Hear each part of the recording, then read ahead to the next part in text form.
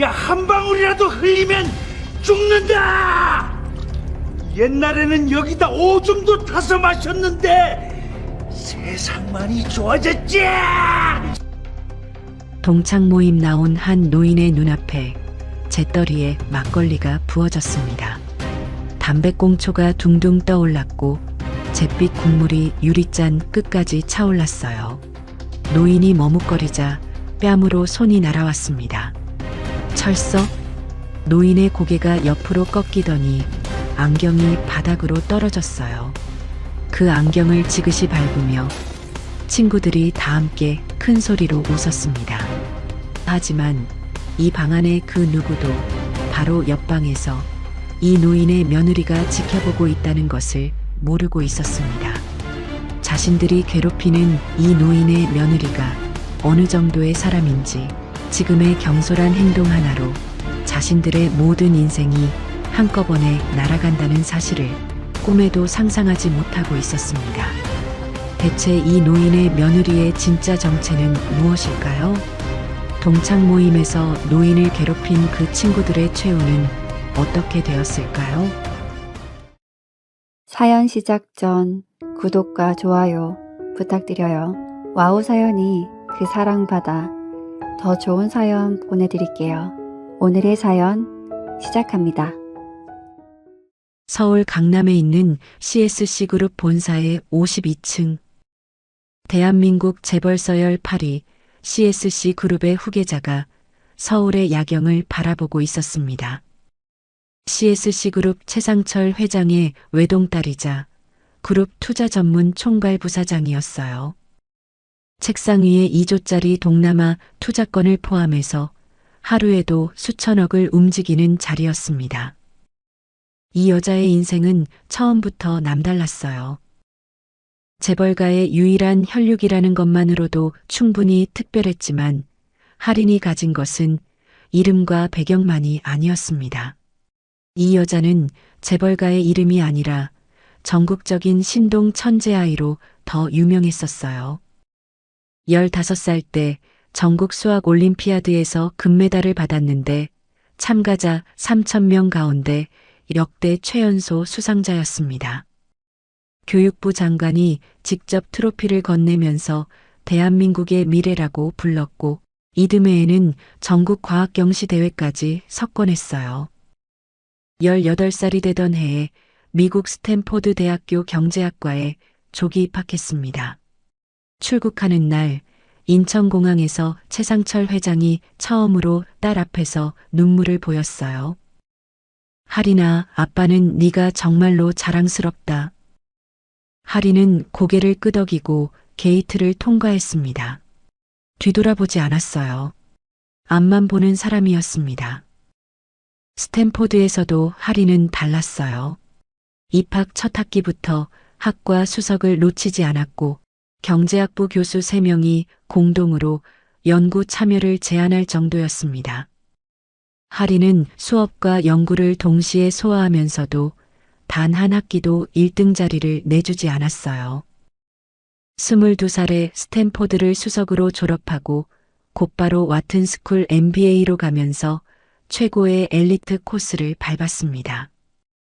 이미 24살에 월스트리트 최고의 스타가 된 후에 28살에 아버지의 부름을 받고 한국으로 돌아왔어요.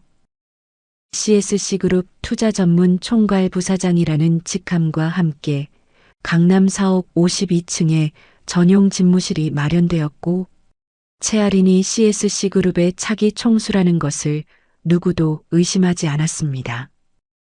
15살의 금메달부터 30살의 총괄 부사장까지 최아린은 단 한 번도 실패한 적이 없었습니다. 목표를 세우면 반드시 이뤘고 기대를 받으면 언제나 그것을 뛰어넘었어요. 세상은 이 여자를 천재라 불렀고 후계자라 불렀고 여제라 불렀습니다. 하지만 52층에서 야경을 바라보는 할인의 얼굴에는 웃음이 없었어요. 오히려 공허함만이 밀려왔습니다. 저 불빛 하나하나가 누군가의 저녁 식탁이라는 것을 할인은 알고 있었습니다. 하리는 웃음 짓는 엄마나 자상한 아빠, 가족과 함께하는 저녁 식사 같은 기억이 단 한 번도 없었습니다. 15살에 금메달을 받고 돌아왔을 때 집에 아무도 없었어요. 어머니는 하린이 5살 때 세상을 떠났고 아버지는 해외 출장 중이었습니다. 식탁 위에는 가정부가 올려둔 저녁이 랩에 쌓여 식어 있었어요. 금빛 트로피와 식은 밥 사이에 따뜻한 말 한마디로 축하해 줄 사람은 없었습니다. 그 뒤로도 달라진 것은 없었어요. 스탠포드에서 보낸 모든 아침과 모든 저녁을 혼자 시작하고 혼자 끝냈습니다. 한국으로 돌아와 부사장이 된 날 밤에도 편의점 도시락의 비닐을 뜯고 전자레인지를 돌렸습니다. 그게 그날 축하의 전부였어요. 아버지에게 전화를 걸었더니 3번 울리고 비서가 받았습니다. 회장님은 현재 회의 중이십니다. 하리는 괜찮아요. 끊을게요. 하고 전화를 내려놓았습니다. 세상이 부러워하는 모든 것을 가진 여자였어요. 그런데 하린이 가장 간절하게 원한 것은 누군가와 함께 먹는 따뜻한 저녁 한 끼였습니다. 하린의 식탁에는 늘 의자 하나만 놓여 있었어요. 52층에서 내려다보는 서울의 불빛보다 그 불빛 가운데 하나가 되고 싶었습니다. 나는 그냥 평범하게 살고 싶어. 내 꿈은 진짜 현모양처가 되는 건데. 그 한마디가 입 밖으로 나오기까지 30년이 걸렸습니다. 모든 것을 이룬 사람만이 할 수 있는 포기였고 모든 것을 가져본 사람만이 알 수 있는 갈망이었어요. 최상철 회장의 집무실에 아버지와 딸 둘만 남아 있었습니다. 하리는 오래 준비한 말을 꺼냈어요. 아빠, 나 그만둘 거예요. 최상철 회장이 서류에서 눈을 들었습니다. 뭘 그만둬? 하리는 아버지의 눈을 피하지 않았어요. 전부 다요. 회사도 후계자도 다 그만하고 싶어요. 그냥 아무것도 안 하고 편하게 쉬고 싶어. 최상철 회장이 쥐고 있던 펜을 책상에 놓으면서 날카롭게 물었습니다. 뜬금없이 그게 뭔 소리야? 갑자기 미쳤냐? 그 한마디가 집무실의 공기를 얼렸습니다. 하리는 입술을 깨물었어요. 오래 준비한 말이었지만 아버지 앞에서는 여전히 떨렸습니다. 아빠, 나는 그냥 평범하게 살고 싶어요. 그게 내 꿈이야. 사랑하는 사람 만나서 밥 해주고 아이 키우면서 그냥 평범한 일상을 살고 싶어요. 최상철 회장이 자리에서 일어나 책상 너머로 딸을 내려다보았습니다. 60조 자산을 운용하는 사람의 눈이었어요. 딸에게 한 번도 보여준 적 없는 차가운 눈이었습니다. 오늘 뭘 잘못 먹은 거야? 컨디션이 안 좋아서 그럴 수 있으니까 가서 좀 쉬어라. 하린의 손가락이 무릎 위에서 말렸습니다. 태어나서 처음으로 아버지에게 아니오를 말하고 있었지만 그 단호함은 이미 결정을 끝낸 사람의 비장함이 묻어 있었어요.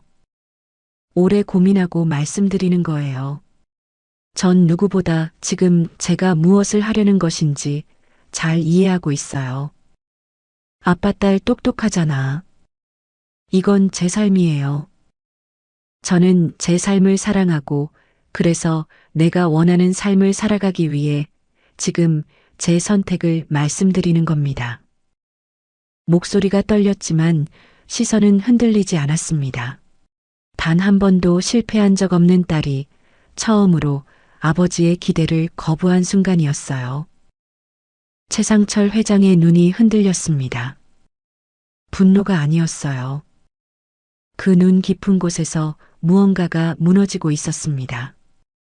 유일한 후계자가 떠나는 것이 아니라 유일한 가족이 자신의 세계 밖으로 걸어나가는 것에 대한 그런 종류의 흔들림이었어요. 오랜 침묵이 흘렀습니다. 벽시계 초침 소리만 집무실을 채우고 있었어요. 최상철 회장이 창 쪽으로 돌아서면서 어깨가 아주 미세하게 내려앉는 것을 하리는 보았습니다. 아버지가 딸에게 등을 보인 채 말했어요. 좋다. 이미 성인이 된 너의 선택이라면 내가 말릴 수는 없겠지. 대신 조건이 하나 있다. 최상철 회장이 창 쪽으로 한 발 돌아섰어요. 너의 진짜 정체를 누구에게도 알리지 마라. 회장의 딸이라는 게 알려지면 네가 원하는 평범한 삶은 끝이야. 목소리가 낮아졌습니다. 그룹도 너가 사라졌다는 뉴스만으로 주가가 곤두박질 친다. 미국 쪽 신사업에 발령난 것으로 처리해 놓을 테니 채아리는 세상에 없다고 생각하고 살아. 할인이 고개를 끄덕이며 대답했습니다. 이해해 주셔서 감사해요, 아버지. 그러자 최상철 회장이 한 박자 쉬고 마지막으로 덧붙였습니다. 그래도 세상 일은 알 수 없으니 비서실장 정도만 대기시켜두마. 아버지의 목소리는 낮았지만 그 안에 딸에 대한 마지막 보호가 담겨 있었어요. 승인이 아니라 양보였고 양보 안에 걱정이, 걱정 안에 놓아주지 못하는 사랑이 들어 있었습니다. 그렇게 하리는 CSC 그룹에서 완전히 이름을 지웠습니다. 인터넷 기사를 삭제하고 인물 검색을 차단하고 그룹 홈페이지에서 미국 발령 4글자만 남겨둔 채 존재 자체를 말소했어요. 대한민국 재벌서열 8위 그룹의 외동딸이 순식간에 세상에서 사라졌습니다. 31살이 되던 해에 평범한 회사원 엄도윤을 만났어요. 자상하고 배려심 넘치는 정말 따뜻한 사람이었습니다. 태어나 처음으로 느끼는 여유로움 속에서 그 사람과의 일상이 너무나도 행복했습니다. 길거리에서 맛있는 것도 먹고 모든 순간이 꿈만 같은 연애를 하고 결국 결혼도 하게 되었어요. 도윤에게 친정은 아버지가 작은 무역업을 하신다 정도로만 말해두었습니다. 소박한 결혼식을 올리고 30평 아파트에 신혼살림을 차렸고 딸 나린이가 태어났어요. 하리는 처음으로 매일 웃었습니다. 아침에 남편 도시락을 싸고 아이를 유치원에 보내고 저녁을 준비해서 온 가족이 둘러앉아 따뜻한 밥을 나눠 먹었어요. 나린이가 숟가락을 떨어뜨리면 도윤이 주워주고 할인이 국을 더 떠주면 도윤이 맛있다고 웃었습니다. 별것 아닌 저녁이었지만 할인에게는 52층에서 내려다보기만 했던 불빛의 안쪽이었어요. 그 불빛 가운데 하나가 이제 할인의 식탁 위에서 켜져 있었습니다. 그리고 시아버지 엄연수를 만났어요. 퇴직 공무원이었는데 목소리가 작고 웃음이 조용한 분이었습니다. 큰 키도 화려한 말솜씨도 없었어요. 처음 명절 인사를 드리러 갔을 때 현수는 현관문 앞에서 며느리의 손을 잡고 이렇게 말했습니다. 할인아, 밥 먹었어? 할인의 발이 멈췄어요. 재벌 회장인 친아버지에게 한 번도 들어보지 못한 말이었습니다. 15살에 유학을 떠날 때도 26살에 월가 부사장이 됐을 때도 아버지가 물어본 것은 성적과 실적이었지 밥을 먹었는지가 아니었어요. 시아버지의 그 짧은 한마디가 할인의 가슴 깊은 곳을 건드렸습니다. 30년 동안 텅 빈 식탁 앞에 혼자 앉았던 아이가 처음으로 누군가에게 밥을 먹었느냐는 질문을 받은 순간이었어요. 그때부터 매주 시아버지 집을 찾아가 냉장고를 채우고 된장찌개를 끓여드렸습니다. 현수는 며느리가 끓여준 된장찌개를 먹으면서 작은 미소를 지었고 식사가 끝나면 늘 같은 말을 했습니다. 우리 할인이가 우리 집 복덩이야. 할인은 그 말을 들을 때마다 눈이 먼저 웃었어요. 입꼬리보다 눈가가 먼저 접히는 그런 웃음이었습니다. 52층의 야경보다 30평 부엌의 된장찌개 냄새가 더 따뜻했어요. 수천억을 움직이던 손으로 뚝배기를 식탁에 올리는 삶이었습니다. 하리는 이 삶이 이대로 영원하길 매일 기도했어요. 하린의 전화기 깊은 곳에는 7년간 꺼내지 않은 연락처가 하나 있었습니다. 남실장으로 저장된 이 전화번호가 영원히 깨어나지 않기를 바랐어요. 그런 하린이 7년 만에 처음으로 그 연락처를 떠올리게 된 날이 찾아왔습니다. 어느 평범한 금요일 저녁이었습니다. 하린은 딸 나린이의 유치원 동기 엄마들 모임에 참석하고 있었어요. 청아원 2층 VIP룸에서 와인잔을 기울이며 아이들 이야기로 웃고 있었습니다. 나린이가 요즘 그림을 잘 그린다는 이야기나 발표회 준비 같은 자잘한 이야기를 나누는 저녁이었어요. 하린이 7년 동안 지켜온 그리고 평생 지키고 싶었던 바로 그 일상이었습니다. 화장실을 가려고 복도에 나섰는데 바로 옆방 VIP룸의 문이 살짝 열려 있었어요. 그 틈 사이로 소리가 새어나왔습니다. 거칠고 큰 웃음소리, 그 웃음소리 아래 깔려있는 낮고 떨리는 목소리 하나가 들렸어요. 카펫 위를 걷던 하린의 하이힐이 멈췄어요. 순간 다른 소리들이 사라지고 하린의 귀에는 오직 문틈 너머의 그 작은 목소리만 들렸습니다. 시아버지의 목소리였어요. 그런데 시아버지가 방 안에서 무릎을 꿇고 계셨어요. 순간 하린의 숨이 멎었습니다. 잘못 봤겠지 생각하며 조심스럽게 문 쪽으로 다가가 자세히 안쪽을 들여다보았어요. 반쯤 열린 VIP룸의 문틈 사이로 안쪽이 더 선명하게 들어왔습니다. 시아버지 엄연수가 분명했어요. 그리고 진짜로 무릎을 꿇고 있었습니다. 거기다 머리카락과 옷이 우윳빛으로 젖어 있었어요. 그 앞에 남자 넷이 둘러앉아 있었고 가운데에 앉은 덩치 큰 남자가 막걸리 병을 기울여 시아버지의 머리 위에 붓고 있었어요. 누런 막걸리가 시아버지의 흰 머리카락 위로 쏟아지면서 이마를 타고 눈가를 지나 턱 끝에서 방울이 맺혔다가 떨어졌습니다. 회색 정장 어깨가 누렇게 젖어들었어요. 귀 뒤에서 목 쪽으로 막걸리가 흘러내리면서 정장깃을 적시고 있었습니다. 시아버지는 움직이지 않았어요. 눈을 감은 채 머리 위에서 쏟아지는 막걸리를 그대로 막고 있었습니다.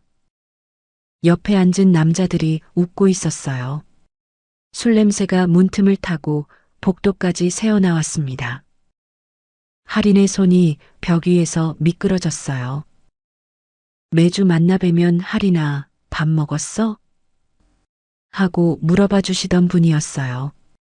며느리의 된장찌개를 드시면서 복덩이라며 눈가에 웃음을 주시던 인자하신 분이었습니다. 재벌 회장인 친아버지에게 한 번도 들어보지 못한 말을 처음으로 해주신 분이었어요. 그런데 자신의 자상한 시아버지가 지금 저 방 안에서 무릎을 꿇고 머리에 막걸리를 맞고 눈을 감고 있었어요. 하린의 무릎에서 힘이 빠졌습니다. 복도 벽에 어깨를 기대지 않았으면 그대로 주저앉았을 거예요. 심장이 가슴이 아니라 목구멍 쪽에서 뛰고 있었어요. 손끝이 차가워졌고 등에 식은 땀이 번지기 시작했습니다. 설마 내가 잘못 본 건가? 하린은 눈을 감았다가 다시 떴어요. 분명했습니다. 저 사람은 시아버지였어요. 하지만 진짜 충격적인 장면은 시작도 하지 않았습니다. 그 덩치 큰 남자가 갑자기 테이블 위에 있던 잿더리를 끌어당겼습니다. 유리 잿더리 안에 담배꽁초가 서너 개 찌그러져 있었어요. 제가 바닥에 깔려 있었고 필터 하나가 반쯤 녹아붙어 있었습니다. 설마 저걸로 사람을 때리지는 않겠지? 라는 생각을 하던 찰나 그 남자가 잿더리 안으로 막걸리 병을 기울였어요. 누런 막걸리가 담배꽁초 위로 쏟아졌습니다. 제가 떠올랐고 꽁초가 둥둥 떠다녔어요. 막걸리 색이 잿빛으로 변했습니다. 막걸리로 잿더리를 씻는 건가? 라고 생각하던 그때 그 덩치 큰 남자가 그 잿더리를 시아버지 앞으로 내밀면서 말했어요.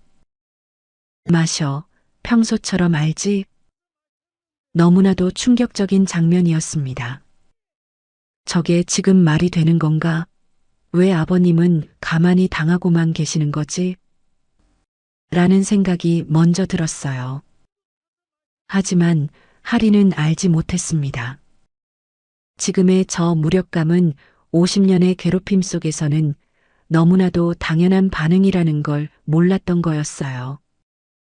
시아버지 현수가 전라남도의 작은 중학교를 떠나 서울 명문고의 교문을 들어서는 첫날부터 시작된 괴롭힘이었습니다. 야, 이거 완전 시골 깡촌에서 온 촌뜨기 새끼네. 배도영이 첫날부터 현수를 가리키며 말하자 나머지 셋이 웃었어요.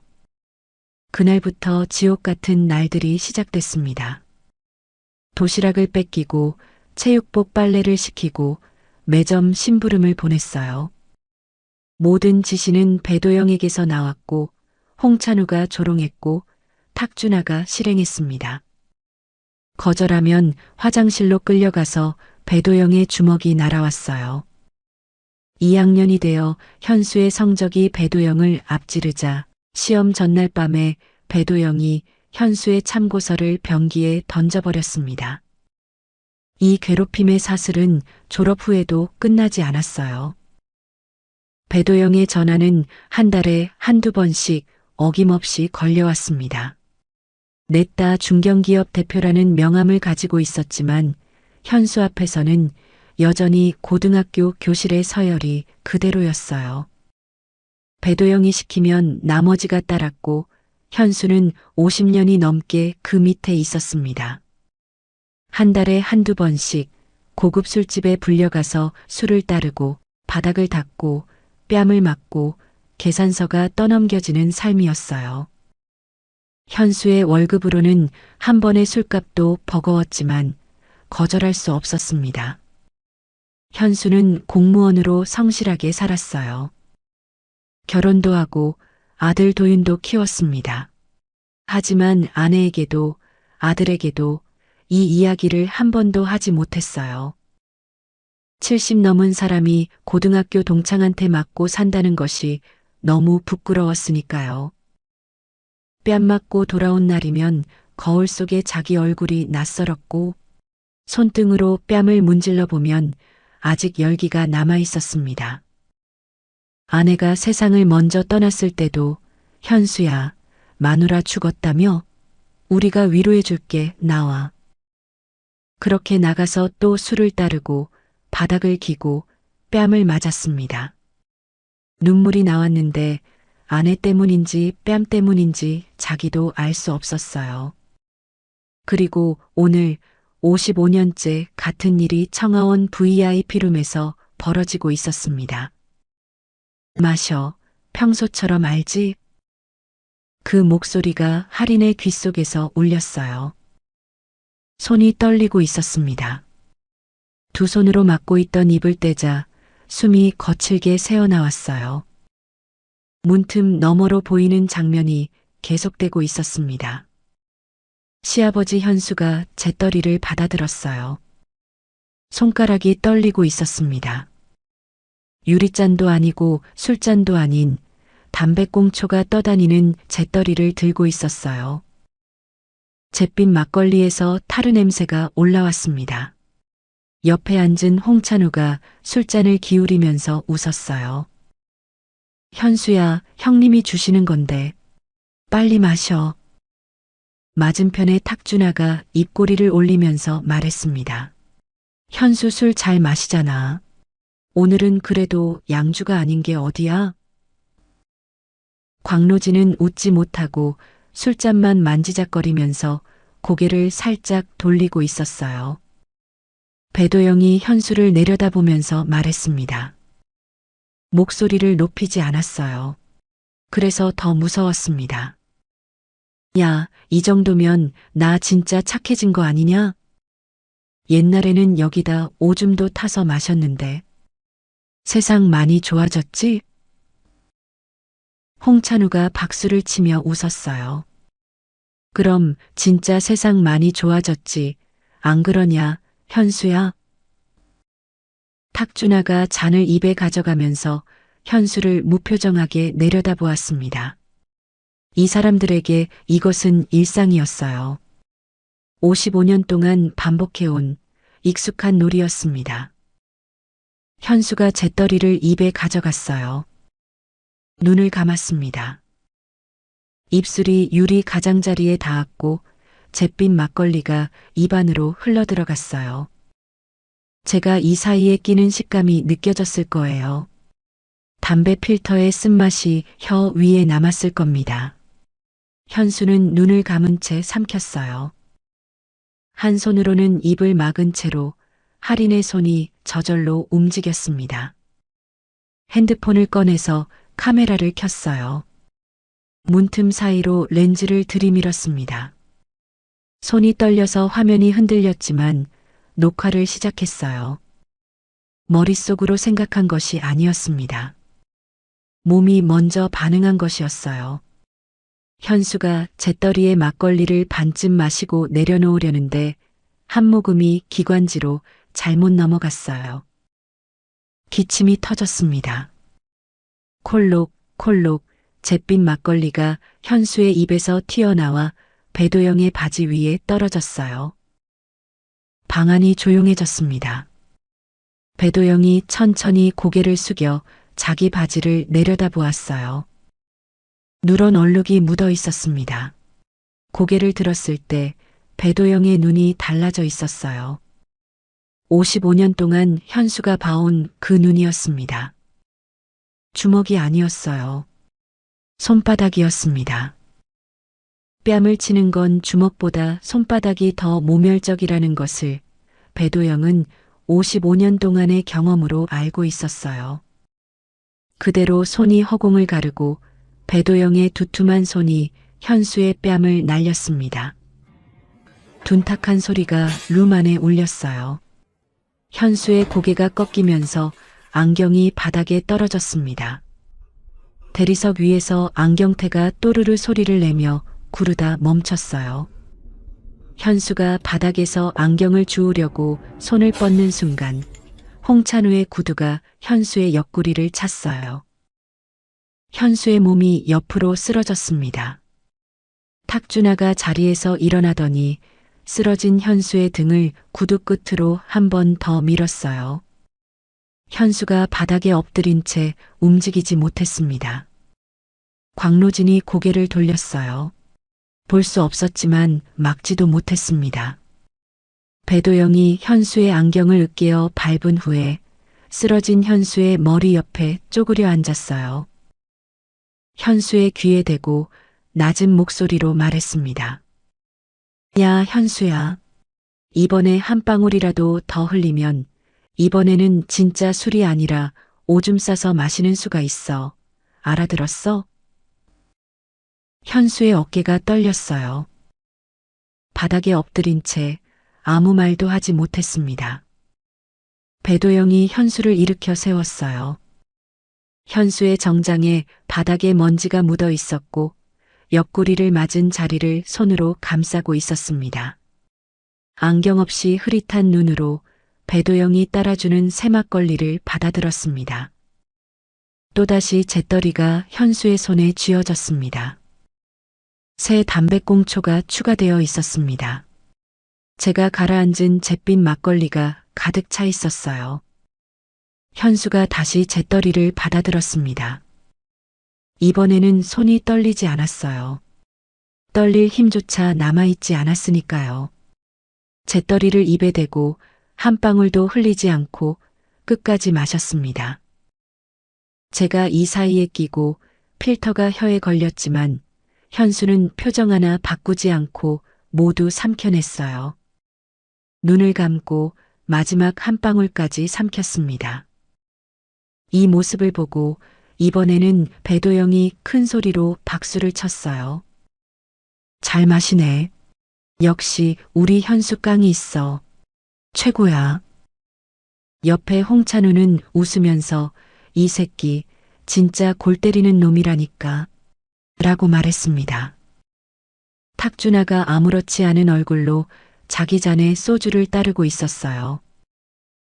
복도에 서 있던 할인의 눈에서 눈물이 흘러내렸습니다. 핸드폰을 쥔 손이 떨리고 있었지만 녹화는 멈추지 않았어요. 눈물이 볼을 타고 흘러내리면서 시야가 흐려졌는데 눈물을 닦으면 손이 흔들릴까봐 그대로 두었습니다. 복도 형광등의 차가운 빛이 할인의 젖은 볼 위에 비치고 있었어요. 할인의 이빨이 맞물렸습니다. 턱에 힘이 들어갔어요. 등에서 식은땀이 흘렀고 심장이 목구멍 쪽에서 뛰고 있었습니다. 자신에게 따뜻한 일상을 알게 해준 자상한 시아버지가 재떨이를 입에 대고 눈을 감고 있었어요. 그리고 그 앞에서 이런 악마 같은 짓을 하면서도 박수를 치며 웃고 있는 저 덩치 큰 남자를 노려봤습니다. 오줌 타서 마시게 한다고 말하는 저 남자의 입에서 나오는 것은 인간의 언어가 아니었습니다. 옆에서 발로 차는 사람, 구두 끝으로 등을 미는 사람까지 모두가 사람이 아닌 것처럼 보였어요. 시아버지가 마치 미친 하이에나의 소굴에서 떨고 있는 작은 어린아이처럼 보였습니다. 뛰어들어가고 싶었어요. 당장 문을 열고 들어가서 저 남자의 손목을 잡아채고 싶었습니다. 지금 바로 경찰에 신고를 해버릴까 잠시 고민도 했어요. 하지만 저 방 안에 있는 4명은 시아버지를 55년 동안 알아온 사람들이고 며느리가 갑자기 난입하면 현수가 감당해야 할 수치심이 더 커질 수도 있었습니다. 지금 뛰어들어가면 시아버지의 상처는 그대로인 채로 아무것도 해결되지 않을 수도 있었어요. 할인의 눈빛이 예전으로 조금씩 변해가고 있었습니다. 무엇인가 생각을 정리한 듯 전화기를 바라보았어요. 3분 47초, 이 정도면 충분하다는 판단으로 녹화를 멈추고 할인이 핸드폰을 잡은 손을 내렸습니다. 뭔가 짧게 생각을 정리한 할인은 무거운 마음으로 방문을 조심스레 닫고 돌아섰어요. 할인은 엄마들 모임에 돌아가지 않았습니다.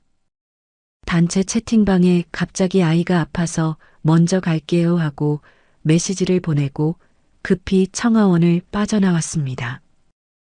차에 탄 뒤에도 핸들을 잡은 손이 계속해서 떨리고 있었어요.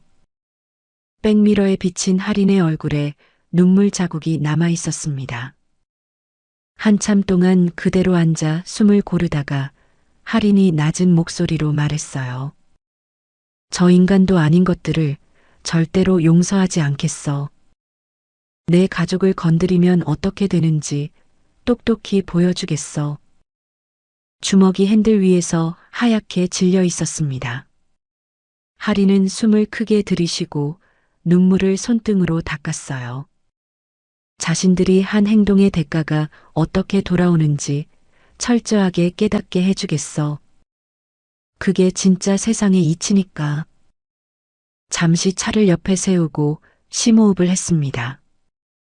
그리고는 7년 동안 잠자고 있던 봉인된 전화번호 하나를 검색했어요. 잠깐 멈칫했습니다. 이 버튼을 누르면 7년 동안 지켜온 평범한 삶의 경계를 넘는 것이었어요.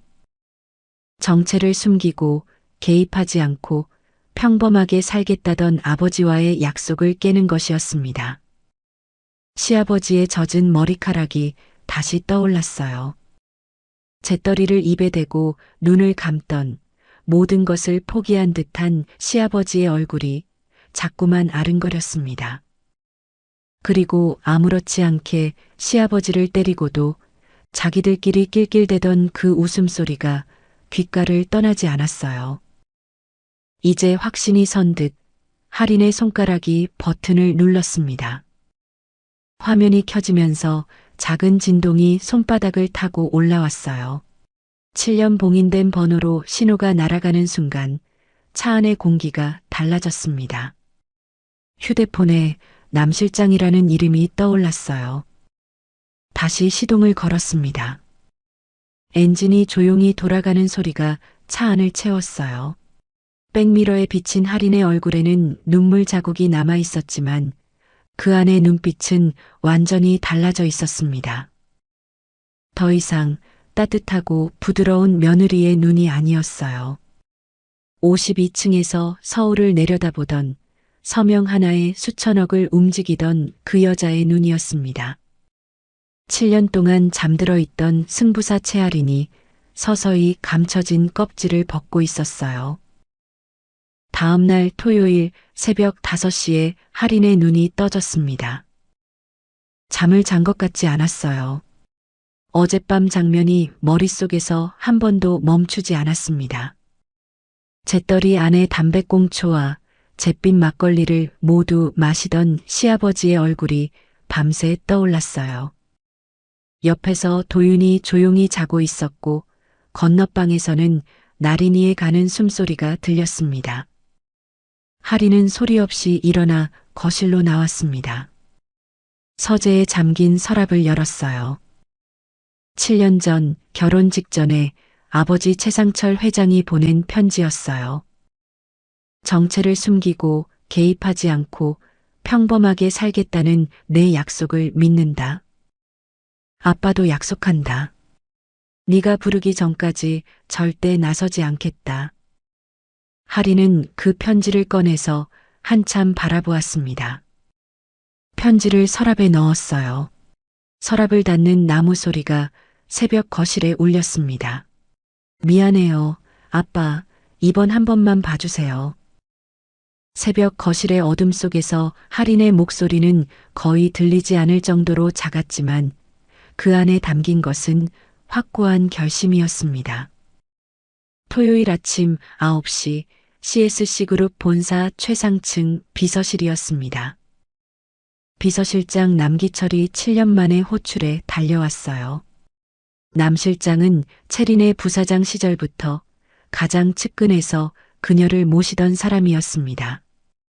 할인이 평상복 차림으로 나타나자 남 실장은 자리에서 일어나 고개를 숙였어요. 아가씨가 부르실 날이 올 줄 알고 대기하고 있었습니다. 할인이 대답 대신 먼저 태블릿을 건넸어요. 3분 47초짜리 영상이 재생됐고 남 실장의 표정이 점점 굳어졌습니다. 잿더리에 막걸리를 부어 마시게 하는 장면에서 남 실장의 손이 무릎 위에서 쥐어졌어요. 영상을 끝까지 본 뒤 남 실장이 입을 열었습니다. 이건 너무 심한데요. 이 정도면 심각한 폭행건입니다. 할인이 고개를 끄덕이고 말했어요. 이 네 사람 일주일 안에 전부 파악해요. 사업체, 거래처, 은행, 개인 신용, 법적 분쟁까지 전부요.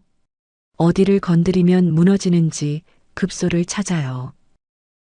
그리고 한마디 덧붙였습니다. 남 실장, 이건 아버지한테 보고하지 마세요. 저 혼자 합니다. 일주일 뒤 보고서가 올라왔어요. 할인은 태블릿 화면에 펼쳐진 4개의 기업 조직도를 하나씩 훑었습니다. 홍찬우의 HCW 프랜차이즈는 전국 가맹점주 갑질 문제와 함께 CSC 유통이 물류를 담당하고 있었어요. 탁준하의 TJH 정밀은 납품 물량의 60%가 CSC 자동차에 달려 있었습니다. 그리고 마지막으로 배도영의 BDY 건설은 강남 재개발 프로젝트에 CSC 건설이 공동시공사로 들어가 있었는데 CSC 건설이 빠지면 사업 자체가 중단되는 구조였습니다. 가장 쉽지 않고 험난한 프로젝트처럼 보였어요. 광로진의 K&J 식품은 규모가 작았는데 남 실장이 한마디 덧붙였습니다. 광로진 대표만 다릅니다. 시아버님과 개인적으로 만나신 흔적이 있고 다른 3명과는 동선이 다릅니다. 할인은 광로진은 보류하고 특히 배도영이라는 사람이 핵심 인물이니까 더 철저하게 조사해달라고 이야기했어요. 나머지 셋의 조직도를 펼쳐놓고 할인이 말했습니다. 홍찬우부터 그 다음 탁준하. 한 명씩 다른 방법으로 진행해서 서서히 목을 조일 거예요. 남 실장이 물었어요. 배도영은요? 할인의 눈이 잠깐 좁아졌습니다. 배도영은 마지막이에요. 가장 악랄한 사람이에요. 다시는 일어서지 못하도록 가루로 만들어버릴 겁니다. 남 실장이 고개를 끄덕였습니다. 남 실장님, 아까도 말씀드렸지만 이건 아버지 모르게 하고 싶어요. 제가 직접 진행할 테니 옆에서 지원을 부탁드립니다. 남 실장이 잠깐 멈칫했어요. 아가씨가 직접 나서시는 겁니까? 할인이 고개를 끄덕였습니다. 눈빛이 52층 집무실에서 서울을 내려다보던 그때와 똑같았습니다. 첫 번째 타겟은 홍찬우였어요. 아침에 할인은 나린이를 유치원에 데려다 주었습니다. 엄마 오늘 어디가? 나린이가 물었어요. 엄마, 오늘 더러운 곳이 있어서 청소하러 갈 거야. 할인이 웃으면서 대답하자 나린이가 작은 손을 흔들었습니다. 유치원 문 앞에서 돌아보는 딸의 그 손을 보면서 할인은 이 아이의 할아버지를 위해 지금부터 무엇을 하려는 것인지 다시 한번 떠올렸어요. 평상복에 모자를 눌러쓰고 HCW 프랜차이즈 본사를 찾아갔습니다. 가맹 상담을 받겠다고 예약을 잡았어요. 평범한 30대 주부가 프랜차이즈 창업을 알아보러 온 것처럼 보이면 됐습니다. 심장이 빨라졌어요. 평범한 가정주부가 된 지 7년 만에 실제로 투입된 작전이었습니다. 긴장감이 다르고 뭔가 어색하기도 했어요. 하지만 그 천재성은 그 안에 그대로 남아 있었습니다.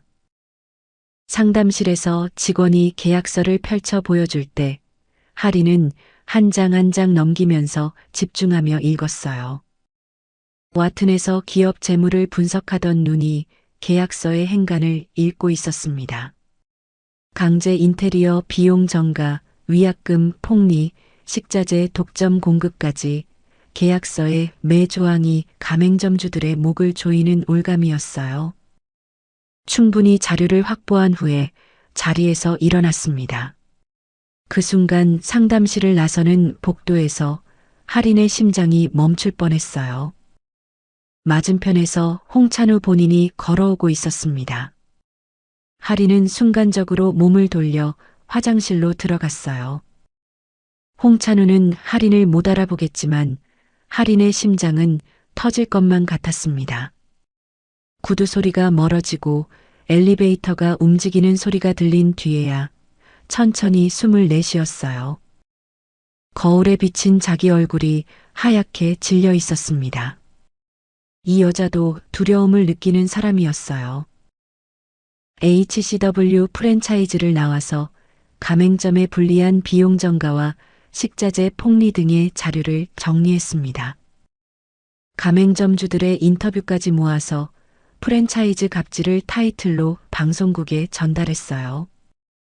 그리고 CSC 유통에서 맡고 있던 식자재 공급을 전면 중단시켰습니다. 갑질 방송이 SNS를 통해 들불처럼 번졌고 순식간에 불매운동과 집단소송이 빗발치게 되었어요. HCW 프랜차이즈의 매출이 한 달도 안 되어서 40% 급감했습니다. 게다가 CSC 유통이 공급하던 식자재가 막히면서 전국의 가맹점들에서 하루 종일 불만 전화가 쏟아지고 있었어요. 곧 부도가 난다는 소문이 업계로 빠르게 퍼져나갔습니다. 그 소식이 배도영의 귀에도 들어갔어요. 배도영은 사무실 책상에 앉아 홍찬우에게서 온 전화를 받으면서 창밖을 바라보고 있었습니다. CSC 유통이 갑자기 물류를 끊었다고? 뭔가 자연스럽지 않은 상황에 조금은 불안한 마음이 들었어요. 배도영은 전화를 끊고 소주잔을 입에 가져갔습니다. 잔을 기울이는 손이 미세하게 떨린 것을 본인은 눈치채지 못했어요. 그날 저녁 하리는 시아버지 집에서 된장찌개를 끓이고 있었어요. 부엌에서 찌개가 보글보글 끓는 소리를 들으면서 하리는 낮에 화장실에서 가슴을 누르며 숨을 참던 자기 모습을 떠올렸습니다. 낮에 잠입자와 지금의 가정주부가 같은 사람이라고는 아무도 상상할 수 없었어요. 현수가 찌개를 한 숟가락 뜨면서 맛있다, 하리나 하고 웃었습니다. 하리는 미소 지었어요.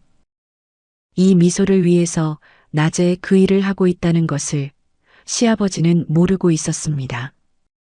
잠자리에서 나린이에게 그림책을 읽어주다가 나린이가 물었어요. 엄마, 이 이야기에서 나쁜 사람은 결국 벌받아? 하린이 딸의 머리를 쓰다듬으면서 대답했습니다. 응, 나쁜 짓을 하면 꼭 벌받아. 나린이의 순수한 질문 안에 하린이 지금 하고 있는 일의 본질이 들어 있었어요. 그날 밤 도윤이 물었습니다. 여보, 요즘 외출이 좀 잦아진 것 같은데 무슨 일 있어? 하린이 자연스럽게 동문 모임 준비할 게 좀 많았다고 대답하자 도윤이 멋쩍은 듯 그랬구나 하고 넘어갔어요. 하지만 그 잠시의 머뭇거림 안에 작은 의심이 담겨 있다는 것을 하린은 느꼈습니다. 누구도 눈치채기 전에 이 모든 것을 끝내고 싶은 마음뿐이었어요. 두 번째 타겟은 행동대장 탁준하였습니다. 이번에는 현장에 갈 필요가 없었습니다. TJH정밀은 기술력이 핵심인 회사였기 때문에 하린은 자신의 전문 분야를 쓰기로 했어요. 건설 현장도 아니고 프랜차이즈 본사도 아닌 숫자의 세계였습니다. 새벽 2시 가족이 잠든 거실 소파에서 노트북을 펼쳤어요. TJH정밀의 3년치 납품 품질 데이터가 화면에 떠 있었습니다. 스프레드시트의 숫자들이 파란 빛 속에서 줄지어 있었어요.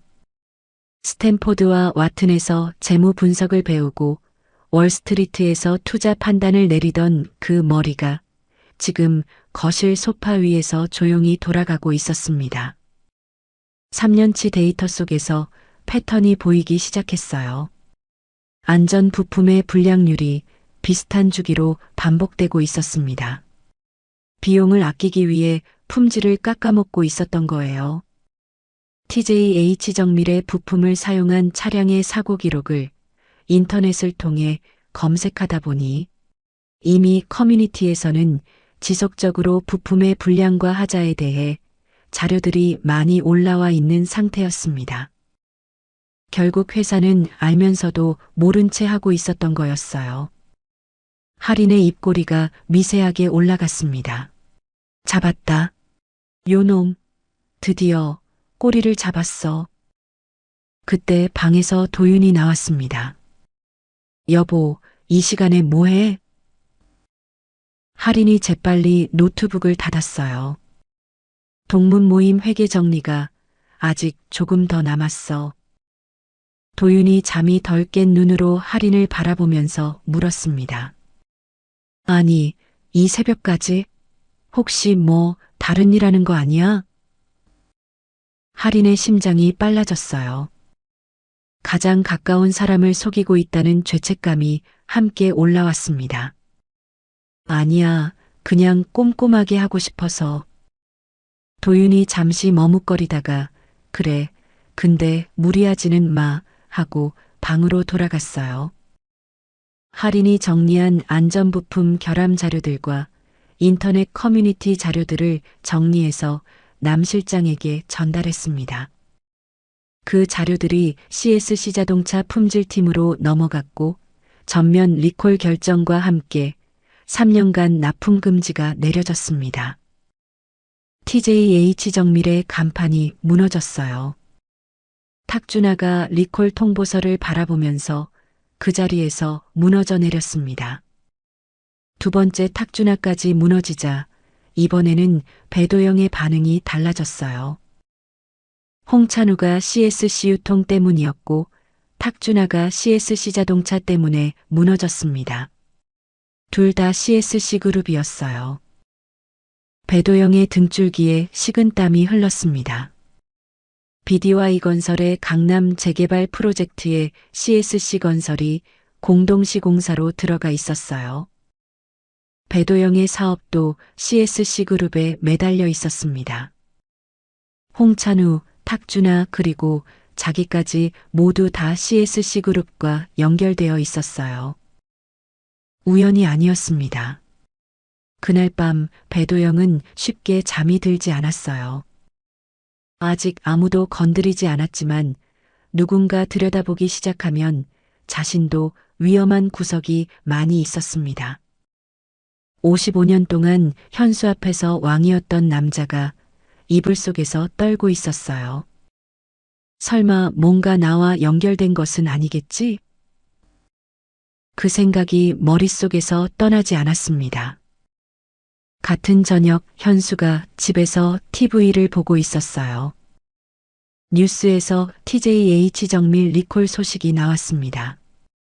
탁준하 그 친구 회사가 리콜이야? 큰일 났네. 현수는 그저 뉴스를 전하는 투로 혼잣말을 했어요. 자기를 오랜 동안 괴롭히던 사람들이 하나씩 무너지고 있다는 것을 현수는 전혀 모르고 있었습니다. 핸드폰에 동창 모임 단톡방을 열어보았어요. 배도영이 현수야 이번 주 모임 나와 하고 보냈습니다. 자기도 모르게 한숨이 나왔습니다. 언제나 도영이의 연락을 받을 때마다 심장이 미친 듯이 뛰고 있었어요. 50년 동안 쌓인 두려움은 여전히 현수의 가슴 속에 매 순간 공포로 남아 있었습니다. 할인의 마지막 작업은 주범 배도영이었어요. 그런데 이 남자는 쉽게 무너지지 않았습니다.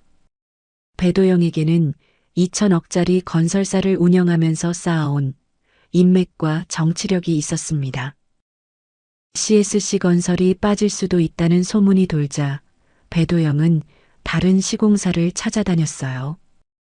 국회의원 보좌관에게 전화를 걸고 은행 지점장에게 골프를 치자고 했습니다. 나 배도영이야. BDY 건설 배도영. 내가 누군지 잘 알잖아. 아무 문제 없어. 전화기 너머로 자기 이름을 내세울 때 아직도 자기가 강자인 줄 알고 있는 눈빛이었어요. 할인은 조용히 기다리며 배도영이 발버둥 치는 것을 지켜보았습니다. 발버둥이 끝나야 넘어질 때 더 아프다는 것을 알고 있었으니까요. 배도영이 대체 시공사를 거의 확보하려는 순간 할인이 움직였어요. CSC 건설이 공동시공 철회를 공식 통보하는 것과 동시에 국토교통부의 안전기준 위반과 불법 재하청 증거가 익명으로 제보됐습니다. 순식간에 CSC 건설의 부도 소문이 퍼지면서 하청업체 7곳이 돈을 달라고 소송부터 걸었어요. 배도영이 협상 중이던 대체 시공사도 부도 소문을 듣고 연락을 끊었습니다. 은행이 대출 연장을 거부했고 공사 중단 명령에 과징금이 내려졌습니다. 일주일 만에 BDY 건설은 부도 직전까지 추락했어요. 배도영이 하루 종일 전화기를 붙잡고 사정했지만 평소 친하던 은행 지점장들 모두가 전화도 받지 않았습니다. 나 배도영이야 라는 그의 마법의 주문이 이제 더 이상 작동하지 않는 세계가 된 것이었습니다. 그의 추락은 회사뿐이 아니었어요. 하청업체 관계자와 직원들의 인터뷰들이 SNS를 통해 급속도로 퍼져나갔습니다. 평소 그의 인성이 적나라하게 SNS에 퍼지면서 가족들까지 모두 부끄러워 등을 돌리기 시작했어요. 아내도 참다 못해 집을 나갔고 아들과 며느리의 왕래도 끊어졌습니다. 그날 밤 배도영은 텅 빈 사무실에 혼자 앉아 있었습니다. 책상 위에 독촉장이 쌓여 있었고 전화기는 꺼져 있었어요. 자신이 믿었던 모든 세상이 발 아래로 무너져 내리는 기분이었습니다. 그날 저녁 하리는 아무 일 없었다는 듯이 시아버지 집에서 된장찌개를 끓이고 있었어요. 시아버지 현수가 맛있다, 하리나 하고 웃었습니다. 우리 하린이가 우리 집 복덩이야. 현수의 그 말에 하린의 눈이 잠시 붉어졌습니다. 이 미소를 지키기 위해 하린이 지난 석 달 동안 무엇을 해왔었는지 시아버지는 전혀 모르고 있었습니다. 일주일 뒤 배도영에게서 시아버지 현수의 핸드폰으로 문자가 왔습니다. 현수야, 이번 주 금요일 청아원. 꼭 나와. 50년을 넘게 이어온 거절할 수 없는 호출이었습니다. 현수는 또다시 놀란 가슴을 부여잡고 알겠다고 답장했습니다. 하리는 그 문자를 알고 있었어요. 남 실장이 배도영 측 통화 기록을 실시간으로 모니터링하고 있었습니다. 하리는 나린이를 재우고 나서 거실 소파에 앉아 남 실장에게 전화했습니다. 금요일이에요. 매번 똑같은 청아원 VIP룸으로 잡힐 거예요. 남 실장이 대답했습니다. 지시하신 대로 모두 준비해 두도록 하겠습니다. 하린이 전화기를 끊으며 마지막으로 식탁의 봉투들을 바라보았어요. 모든 것을 정리할 시간이 다가오고 있었습니다. 금요일 저녁 청아원 VIP룸의 문이 열렸어요. 석 달 전과 똑같은 방이었습니다. 그런데 방 안의 공기는 완전히 달라져 있었어요. 상석에 앉은 배도영의 표정이 2천억짜리 건설사 대표의 얼굴이 아니었습니다. 눈 아래 그림자가 짙었고 양복 어깨가 처져 있었어요. 소주병을 혼자 따르는데 손이 떨리고 있었습니다. 홍찬우는 구석자리에 쪼그려 앉아 있었습니다. 300개의 매장을 운영하던 사람의 자세가 아니었어요. 2달 만에 볼이 꺼져 있었고 넥타이도 매지 않은 채였어요. 탁준하는 벽 쪽에 앉아 물만 마시고 있었습니다. 잔을 쥔 손가락 끝이 하얗게 질려 있었어요. 리콜 이후 부도 직전으로 그의 눈에서 처음으로 공포가 깔려 있었습니다. 광로진은 세 사람의 눈치를 보며 입술을 깨물고 서 있었어요. 그때 현수가 문을 열고 들어섰습니다. 방 안의 공기가 예전과 다르다는 것을 느꼈어요. 배도영의 얼굴을 보는 순간 발이 멈췄습니다. 그의 눈빛에서 뭔가 알 수 없는 불안함이 느껴지고 그 아래에 절박함 같은 것이 담겨져 있었어요. 그때 배도영이 다짜고짜 자리에서 벌떡 일어났습니다. 현수 쪽으로 성큼 다가오더니 현수의 정장깃을 두 손으로 움켜쥐었어요. 움켜쥐는 소나기가 예전과는 다른 느낌이었습니다. 윽박 지르는 것 같았지만 전혀 강함이 느껴지지 않는다는 것을 도영 자신만 모르고 있었어요. 야, 이 새끼, 너 똑바로 말해. 이거 분명히 네 놈이 한 짓이지. 현수의 몸이 뒤로 밀렸어요. 등이 벽에 닿았습니다. 이번에는 배도영의 손에 힘이 들어갔고 정장깃이 목을 조이듯 당겨졌어요. 현수의 안경이 코 위에서 비스듬히 미끄러졌습니다. 우리 3명 회사 3달 만에 이 꼴 만든 거 다 네가 뒤에서 한 짓이지? CSC 그룹이 왜 우리 셋한테만 이러겠어? 안 그래? 현수의 입이 벌어졌어요. 무슨 말인지 알아들을 수 없었습니다. CSC 그룹이라는 이름은 뉴스에서나 보는 재벌이었어요. 퇴직 공무원인 자기와 CSC 그룹 사이에 어떤 연결고리가 있을 수 있는지 상상조차 할 수 없었습니다. 도영아, 나는 네가 무슨 얘기를 하는지 하나도 모르겠어. CSC 그룹은 나랑 상관도 없는 곳이야. 현수가 눈을 피하며 대답했습니다. 거짓말하지 마. 3달 전에 그 일 이후에 모든 게 이상하게 돌아가고 있다고. 흥분한 배도영의 침이 현수의 얼굴 쪽으로 쏟아져 나갔어요. 현수가 고개를 돌렸습니다. 그때 옆에서 지켜보던 홍찬우의 눈동자가 사정없이 흔들리기 시작했습니다. 현수가 들어올 때부터 어쩔 줄 몰라서 불안한 눈빛이었어요. 사실 홍찬우는 내일까지 4억 원의 어음을 막지 못하면 당장 부도가 나는 상황이었습니다.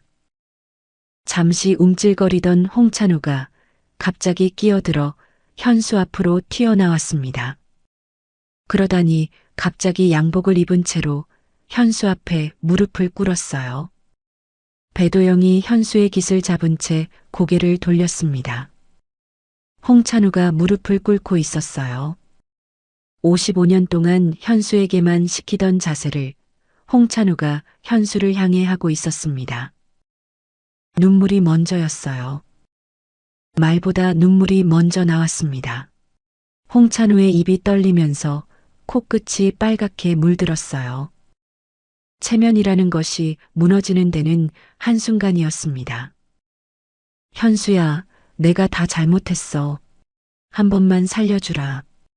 나 진짜 내일까지 날아오는 어음 못 막으면 진짜 그대로 부도야. 내가 진짜 미안하다. 코가 막힌 소리였어요. 콧물이 입술 위로 흘러내리고 있었는데 닿지 않았습니다. 대리석 바닥 위에 무릎을 꿇은 채 두 손을 모으고 있었어요. 현수에게 술을 따르라고 시키던 그 손이 현수 앞에서 모아져 있었습니다. 현수야, 한 번만 살려주면 안 되겠냐? 전부 도영이가 시킨 거야. 배도영의 눈이 찢어졌어요. 현수의 깃을 잡고 있던 손이 풀렸습니다. 현수가 벽에서 미끄러지듯 옆으로 비켜섰어요. 배도영의 시선이 현수를 떠나 홍찬우에게로 꽂혔습니다. 이 새끼가 너 뭐라 그랬어? 홍찬우가 바닥에서 고개를 들지 못한 채 말을 이었어요. 맞잖아, 도영아.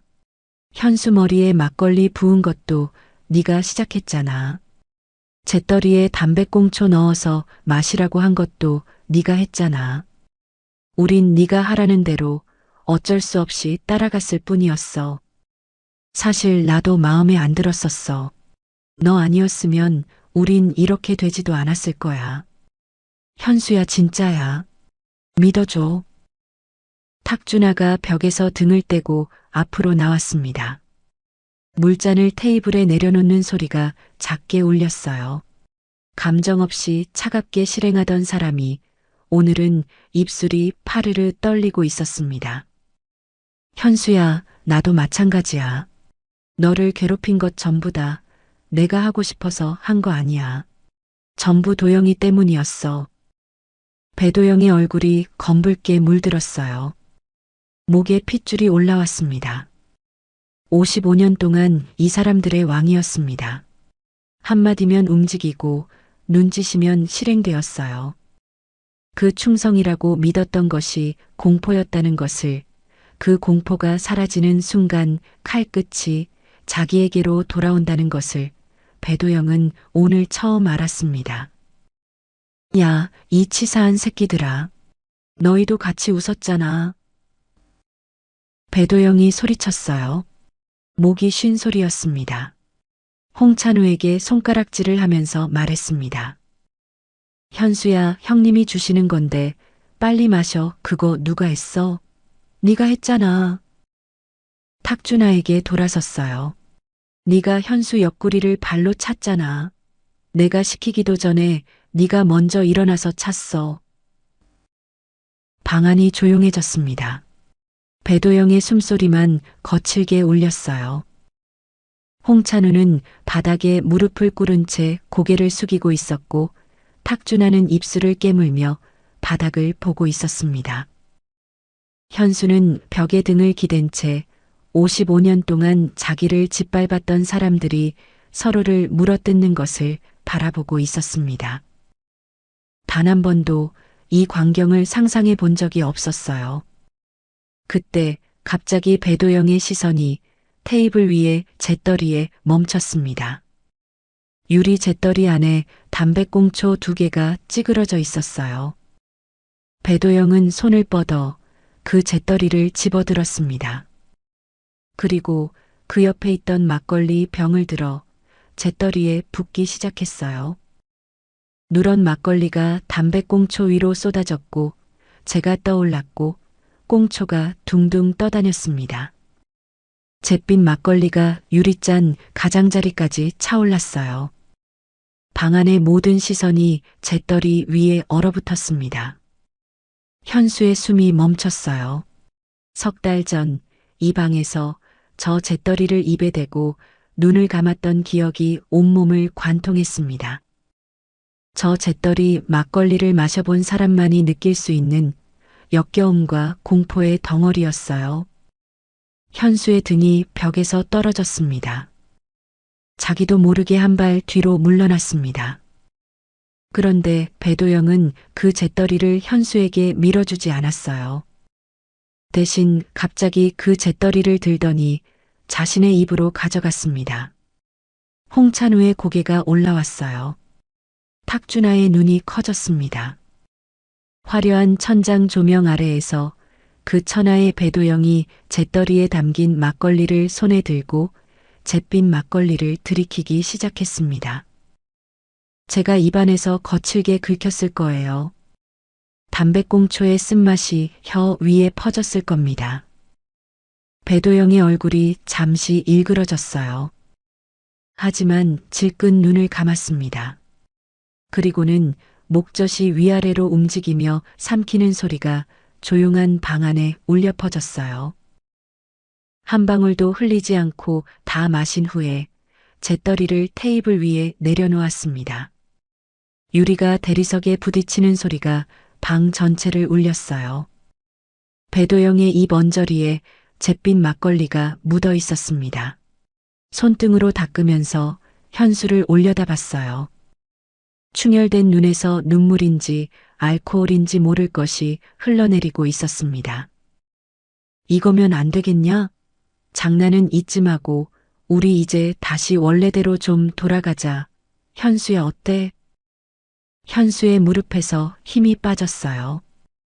벽을 짚지 않았으면 쓰러졌을 겁니다. 55년 동안 저 잿더리를 마시라고 시키던 사람이 오늘은 미친 놈처럼 자기 입으로 마시고 있었습니다. 이거면 안 되겠냐라는 그 말 속에는 사과가 아니라 거래가 들어 있었어요. 미안해서 마신 게 아니었습니다. 살려달라고 마신 거였어요.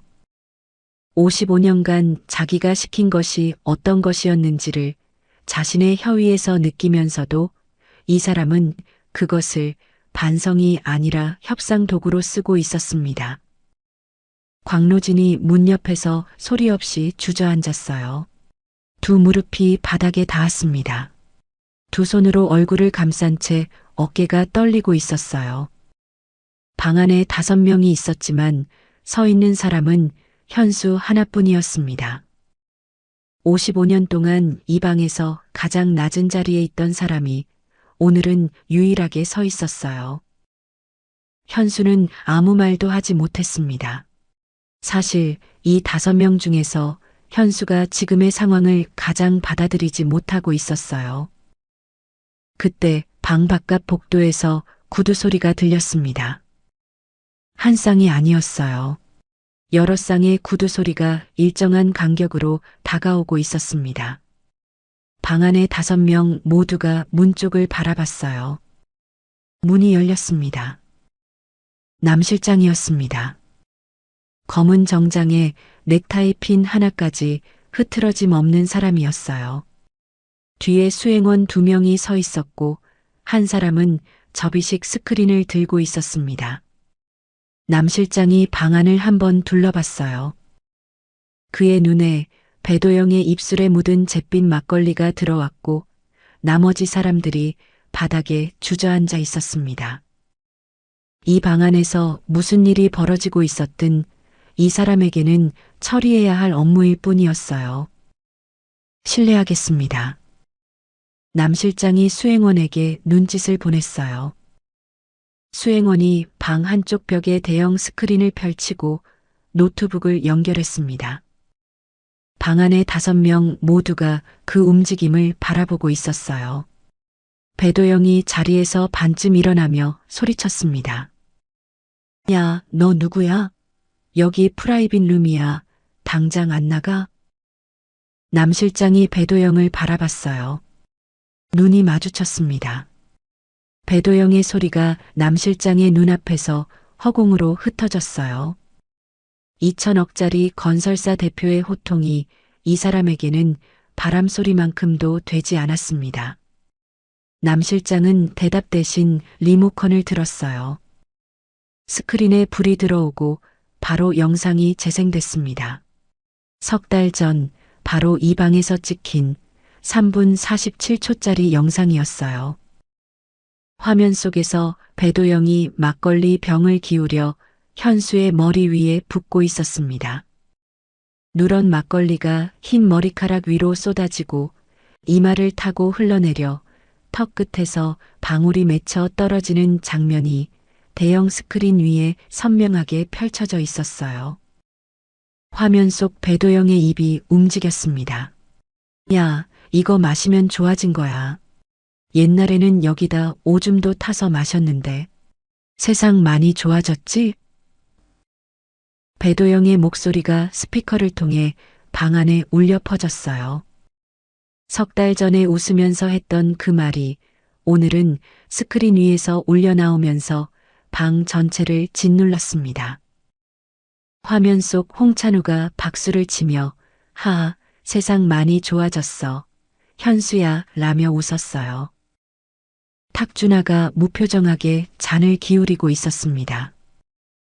배도영이 스크린을 올려다봤어요. 자기 얼굴이었습니다. 자기 입에서 나온 말이었어요.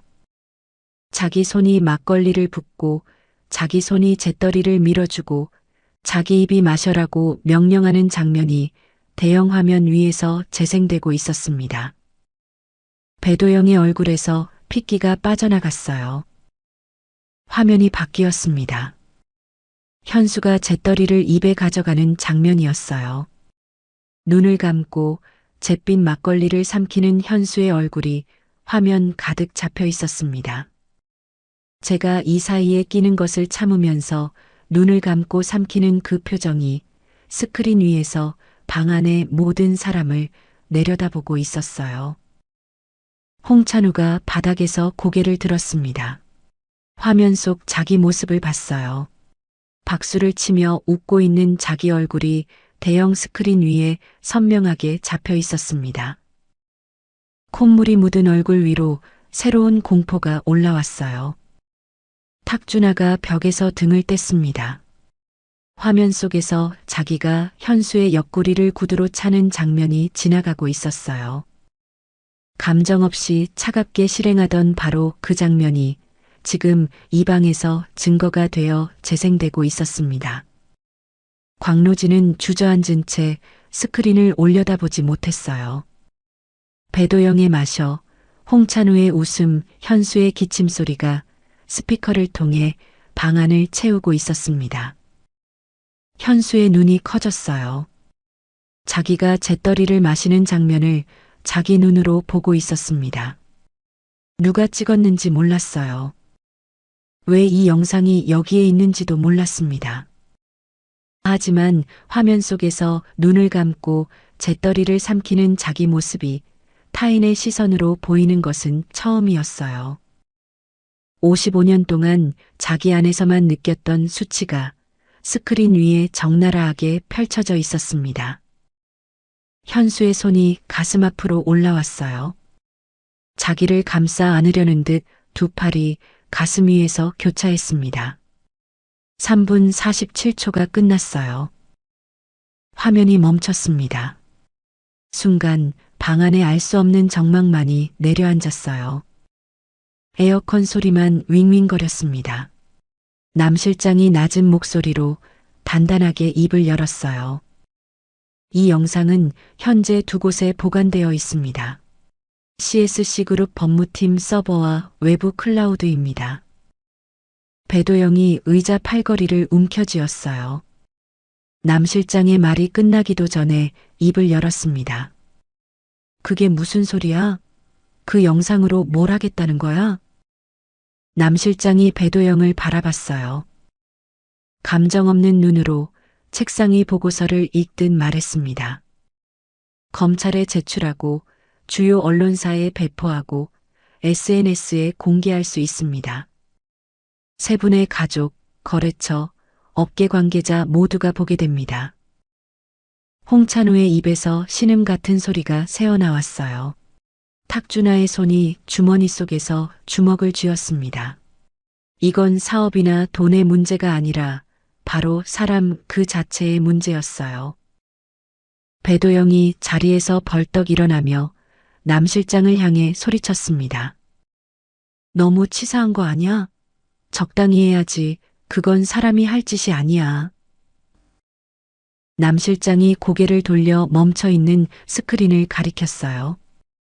화면에는 현수가 재떨이를 입에 대고 눈을 감고 있는 장면이 정지되어 있었습니다. 남 실장이 화면을 가리킨 채 배도영을 바라보며 말했어요. 그럼 저 모습은 사람이 하실 만한 일입니까? 인간의 탈을 쓰고 저런 짓을 하는 게 더 이상한 거 아닌가요? 배도영의 손가락이 허공에서 멈췄습니다. 자기가 방금 한 말이 자기에게 되돌아온 거였어요. 배도영의 손이 천천히 내려왔습니다. 입이 10개라도 할 말이 없었어요. 남 실장이 서류 가방에서 봉투 3개를 꺼냈습니다. 테이블 위에 나란히 놓았어요. 봉투마다 이름이 적혀 있었습니다. 배도영, 홍찬우, 탁준하. BDY 건설은 하도급 불법 재하청과 안전기준 위반으로 인허가 취소 절차에 들어갔습니다. HCW 프랜차이즈는 가맹점주 갑질 집단 소송이 진행 중이고 주요 은행 3곳이 대출 회수를 확정했습니다. TJH정밀은 리콜 이후 주요 거래선 전량 이탈 상태입니다. 남 실장이 숨을 한 번 쉬고 세 사람을 차례로 바라봤어요. 다음 주에 세 회사 모두 최종 부도 처리될 예정입니다. 최종 부도. 그 4글자가 방 안의 공기를 얼어붙게 만들었습니다. 홍찬우의 입에서 안 돼 라는 소리가 새어나왔어요. 내일까지의 어음이 아니라 회사 자체가 끝나는 거였습니다. 탁준하가 벽에 등을 부딪히며 한 발 뒤로 물러났어요. 배도영은 봉투를 내려다보았습니다. 자기 이름이 적힌 봉투 위에 시선이 멈춰 있었어요. 2천억짜리 건설사의 마지막 통보가 이 봉투 안에 들어 있었습니다. 배도영의 무릎에서 힘이 빠졌어요. 의자를 더듬어 잡았지만 의자는 넘어져 있었습니다. 테이블 모서리를 잡고 겨우 서 있었어요. 55년 동안 현수 위에 서 있던 다리가 오늘 자기 몸을 지탱하지 못하고 있었습니다. 제발 용서해줘. 뭐든지 할 테니까 이제 제발 그만해줘. 배도영의 입에서 그 말이 나왔어요. 55년 동안 이 사람의 입에서 한 번도 나온 적 없는 단어였습니다. 배도영의 눈에서 눈물이 흘러내렸어요. 제발 살려줘. 홍찬우가 바닥에서 기어오듯 남 실장 앞으로 다가왔어요. 무릎이 대리석 위를 끌렸습니다. 제발 그만해줘. 아이들에게만은 알리지 말아줘. 제발 부탁이야. 탁준아가 벽에 등을 기대고 미끄러져 내려앉았어요. 바닥에 앉은 채 두 손으로 머리를 감싸 쥐었습니다. 현수는 벽에 기댄 채 이 모든 것을 보고 있었어요. 55년 동안 한 번도 들어본 적 없는 말이 이 방 안에 울리고 있었습니다. 제발 살려줘. 현수에게 막걸리를 붓고 뺨을 치고 잿더리를 마시게 하면서 이 사람들은 단 한 번도 그렇게 말한 적이 없었어요. 현수의 눈가가 떨렸어요. 55년이라는 시간의 무게가 한꺼번에 가슴 위에 올라앉는 것 같았습니다. 남 실장은 세 사람의 제발 살려줘라는 말을 듣고도 눈 한 번 깜빡하지 않았어요. 서류 가방을 닫고 한 발 뒤로 물러나며 문 쪽을 바라봤습니다. 그때 복도에서 또 다른 느낌의 구두 소리가 들렸어요. 이번에는 한 쌍이었습니다. 가볍고 날카롭고 일정한 간격의 구두 소리였어요. 하이힐이었습니다. 그 소리가 복도를 지나 VIP룸 앞에서 멈췄어요. 문이 열렸습니다. VIP실 문 앞에 정장 차림의 채아린이 서 있었어요. 석 달 전 복도에서 문틈 사이로 이 방을 들여다보며 눈물을 흘리던 며느리가 오늘은 문 정면에 서서 방 안을 바라보고 있었습니다. 며느리로서의 평상복이 아니라 공식 석상의 검은 정장이었습니다. 7년 동안 입지 않았던 옷이었어요. CSC그룹 투자 전문 총괄 부사장이 입던 바로 그 정장이었습니다. 어깨 선이 날카로웠고 구두 뒤축이 대리석 위에서 한 번 소리를 냈어요. 할인의 눈빛은 된장찌개를 끓여들이며 미소 짓던 그 며느리의 눈이 아니었습니다. 52층에서 서울을 내려다보며 2조 원짜리 안건에 서명하던 그 여자의 눈이었어요. 배도영이 할인을 봤어요. 모르는 여자였습니다. 친구들 중에 어떤 사람도 이 여자의 얼굴을 알지 못했어요. 하지만 현수는 그 모습을 보자마자 숨이 멎어버렸습니다. 누구보다 착하고 상냥한 며느리 할인이었어요. 매주 찾아와 된장찌개를 끓여주며 해맑게 웃어주던 바로 그 할인이가 지금 이 방의 문 앞에 서 있었습니다. 현수의 머리가 갈피를 잡지 못하고 있었어요. 며느리가 왜 저기에서 들어오고 왜 저런 옷을 입고서 저런 눈빛을 하고 있는지 도무지 아무것도 이해가 가지 않았습니다. 할인이 천천히 방 안으로 들어섰어요. 하이힐이 대리석 위에서 두 번 소리를 냈습니다. 테이블 앞에 섰어요. 핸드백에서 명함 한 장을 꺼내 테이블 위에 올려놓았습니다. 손가락으로 밀어서 배도영 앞에 놓았어요. CSC그룹 투자 전문 총괄 부사장 채아린. 그리고 한마디를 덧붙였습니다. 엄연수 씨의 며느리 CSC그룹 총괄 부사장 채아린입니다. 현수의 며느리가 CSC그룹 총괄 부사장? 그 말이 떨어지자마자 방 안 전체가 순식간에 모두 얼음이 되어버렸습니다. 배도영의 눈이 명함 위에서 굳었습니다. 글자를 읽고 또 다시 읽었습니다. CSC그룹 채 할인. 글자가 눈앞에서 조립되고 있었어요. CSC그룹 회장 최상철의 성이 채 씨였습니다. 바로 그 CSC그룹의 후계자였습니다. 석 달 동안 자기 회사를, 홍찬우의 회사를, 탁준아의 회사를 무너뜨린 그 CSC그룹이었어요. 그 그룹의 총괄 부사장 이름에 할인이 적혀 있었습니다. 배도영의 고개가 명함에서 할인에게로 올라갔어요. CSC 그룹의 후계자가 현수의 며느리라고? 입이 벌어졌습니다. 다치지 않았어요. 3초 동안 아무도 말하지 않았습니다. 숨소리도 들리지 않았어요. 방 안의 시간이 정지한 것처럼 5명의 시선이 할인에게 꽂혀 있었습니다. 홍찬우의 입이 떨렸습니다. CSC 유통이 자기 회사의 식자재를 끄는 이유를 3달 동안 찾지 못했었어요. 그 답이 지금 눈앞에 서 있었습니다. 탁준아의 눈이 흔들렸어요. 품질 감사가 갑자기 들어온 이유, 리콜이 결정된 이유, 그 모든 것의 출발점이 이 여자였다는 것을 지금 알게 된 거였습니다. 하지만 여기 있는 모든 사람들 중에 가장 충격을 받은 사람은 다름 아닌 시아버지 현수였습니다. 현수의 무릎에서 힘이 완전히 빠졌어요. 벽을 따라 천천히 미끄러져 바닥에 주저앉았습니다. 며느리가 CSC 그룹이라는 말이 귀에 들어왔지만 뇌에 닿지 못했어요. 매주 된장찌개를 끓여주던 그 순박한 아이가 CSC 그룹 후계자라는 것이 눈으로 보고 있어도 전혀 이해되지 않았습니다. 할인이 입을 열었어요. 배도영을 바라보고 있었습니다. 잿더리에 담배꽁초 넣어서 막걸리 부어 마시라고 한 사람이 지금 제발 살려달라고요? 배도영의 어깨가 움찔했어요. 할인의 시선이 홍찬우에게로 옮겨갔습니다.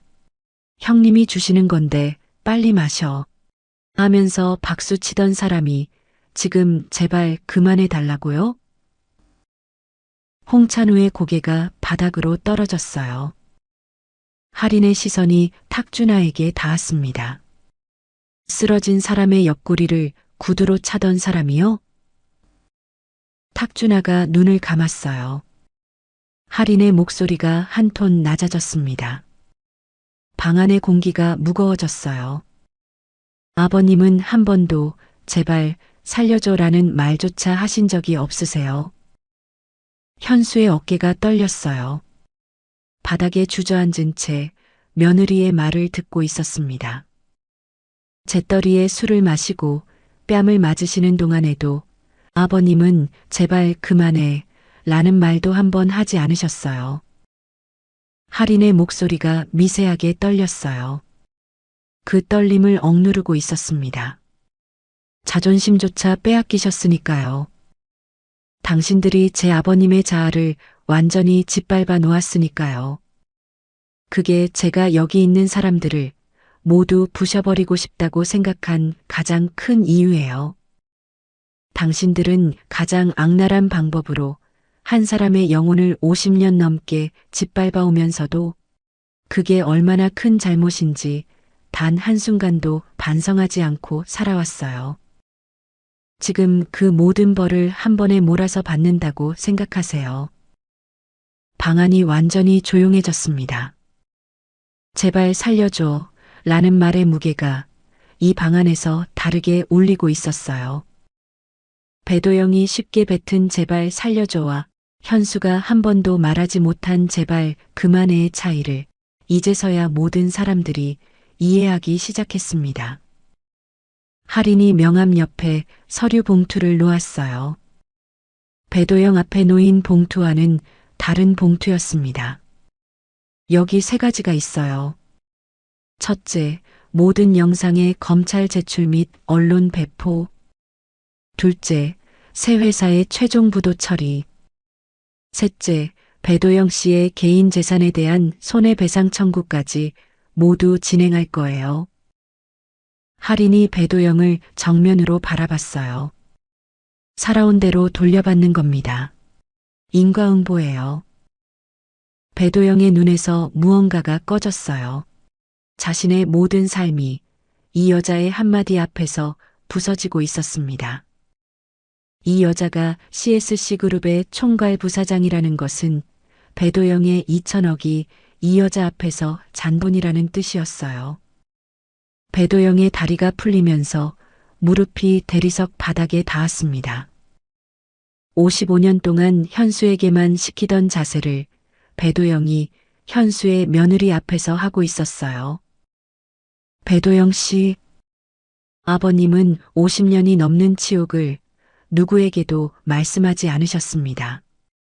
아들한테도 돌아가신 어머님한테도 말씀 못 하셨어요.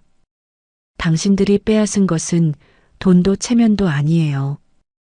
한 사람이 자기 가족에게조차 도움을 요청할 수 없을 만큼 인격과 자아를 말살시켰습니다. 그걸 알면서도 당신들은 아버님이 죽을 때까지 이 짓을 계속하고 있었을 거예요. 할인의 목소리가 더 낮아졌어요. 거의 들리지 않을 정도였습니다.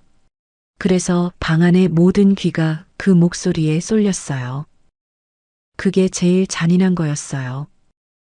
당신도 이제 그 대가를 똑같이 치르게 될 거예요. 저는 뿌린 대로 거둔다는 말을 믿어요. 당신이 뿌린 씨앗에 대한 책임을 지금부터 평생 값을 치르실 일만 남은 겁니다. 바닥에 내려가 보면 그 말의 진짜 힘을 깨달으실 수 있을 거예요. 그 마지막 말을 남기고서 할인이 몸을 돌렸습니다. 남 실장에게 눈짓을 보냈어요. 수행원들이 스크린을 접고 장비를 정리했습니다.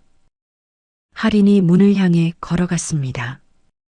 하이힐이 대리석 위에서 일정한 간격으로 소리를 냈어요. 문을 열기 전에 한번 멈추었습니다. 고개를 돌리지 않고 등을 보인 채로 말했어요. 다시는 우리 아버님한테 연락하지 마세요. 문이 닫혔어요. 하이힐 소리가 복도를 따라 멀어졌습니다. 소리가 완전히 사라진 뒤에도 방 안의 5명은 움직이지 못했어요.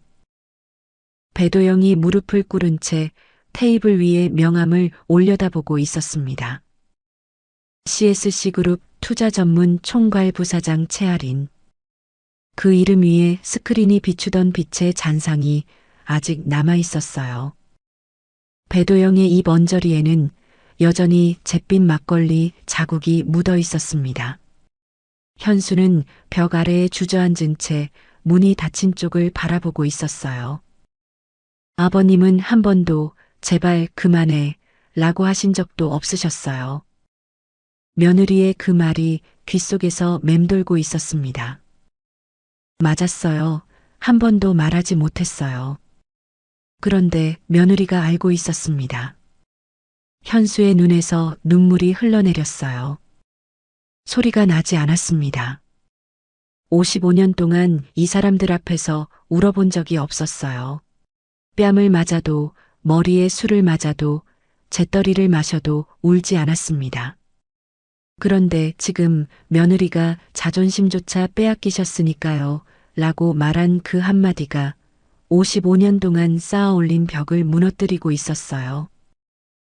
앞이 보이지 않을 정도로 안경 렌즈 위로 눈물이 끝도 없이 쏟아졌습니다. 배도영은 걸을 수 없어서 수행원이 부축했습니다. 홍찬호와 탁준하는 아무 말 없이 벽을 따라 문 쪽으로 걸어갔어요. 사람들이 모두 나가면서 문이 닫혔습니다. 방 안에 현수 혼자 남았어요. 현수는 벽에 등을 기댄 채 움직이지 못하고 있었습니다. 그때 멀리서 다시 하이힐 소리가 들리더니 문이 열렸어요. 현수가 젖은 안경 너머로 문 쪽을 바라봤습니다. 할인이 서 있었어요. 아까 문을 열고 나갈 때의 차가운 총괄 부사장의 얼굴이 아니었습니다. 시아버지를 바라보는 며느리의 얼굴이었어요. 아버님, 이제 집에 가요. 할인이 다가와서 시아버지의 팔을 잡았어요. 아까 배도영을 처단하던 그 며느리가 지금은 시아버지의 떨리는 팔을 부축하고 있었습니다. 두 사람이 VIP룸을 나왔어요. 가게를 나와 할인의 차에 나란히 앉았습니다. 잠시 머뭇거리던 현수가 며느리에게 물었어요. 할인아, 진짜로 CSC그룹이 내 친정이야? 할인이 고개를 끄덕였어요. 그리고 처음으로 시아버지에게 진실을 말했습니다. 스탠포드, 와튼, 월스트리트, CSC그룹 총괄 부사장. 그리고 그 모든 것을 버리고 평범한 가정주부로 살고 싶어서 결혼한 것까지요. 할인의 목소리는 조용했고 현수는 한마디도 끼어들지 않고 들었어요. 차 안에서 할인의 목소리만 울리고 있었습니다. 현수는 한참 동안 말하지 못했어요. 입을 열었다가 닫았고 다시 열었다가 또 닫았습니다. 그러다 겨우 말이 나왔어요. 그런 집안 딸이 우리 같은 평범한 집에 시집와서 7년 동안 반찬 만들고 내 속옷 빨아주고. 눈물이 흘렀습니다. 현수의 눈가에서 눈물이 주름을 따라 흘러내렸어요. 미안하다, 할인아. 고생시켰구나. 할인이 시아버지의 손을 꼭 잡았어요. 현수의 손은 크고 거칠었습니다. 55년 동안 뺨을 맞으면서도 아무에게도 말하지 못하고 혼자 저녁을 먹으면서도 외롭다고 하지 못했던 사람의 손이었어요. 아버님 때문에 고생한 적 한 번도 없어요. 아버님이 할인아, 밥 먹었어? 하시는 그 한마디가 친아버지한테 한 번도 못 들어본 말이었어요. 이 집에 시집 온 게 제 인생 최고의 선택이에요. 현수의 손이 할인의 손 위에서 떨렸습니다. 며느리에게 밥을 먹었느냐고 묻는 것이 이 며느리에게 그렇게 큰 의미였다는 것을 현수는 지금 처음 알았습니다. 현수가 앞 유리 너머로 주차장의 형광등을 바라보면서 아주 천천히 말하기 시작했어요. 나는 55년 동안 내가 아무것도 아닌 줄 알았어. 걔들이 그렇게 말했거든. 넌 우리 없으면 아무것도 아니야 라고. 목소리가 떨렸습니다. 근데 오늘 알았어. 나는 아무것도 아닌 게 아니었구나. 네가 이렇게까지 지켜줄 만한 사람이었구나. 그 한마디가 차 안의 공기를 바꿨어요. 55년 동안 아무것도 아니다라고 믿어온 사람이 오늘 처음으로 자기 자신의 가치를 발견한 것이었습니다. 며느리가 재벌 회장의 딸이면서도 7년 동안 된장찌개를 끓여준 이유가 자기가 그만한 사람이었기 때문이라는 것을요. 현수는 그것을 오늘에야 알았어요. 55년이 걸렸죠.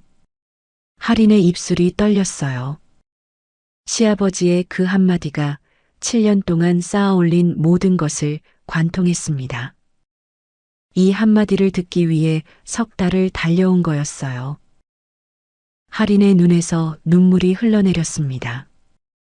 며칠 뒤 할인의 집 거실이었습니다. 나린이가 할아버지 왔다 하고 현관으로 달려갔습니다.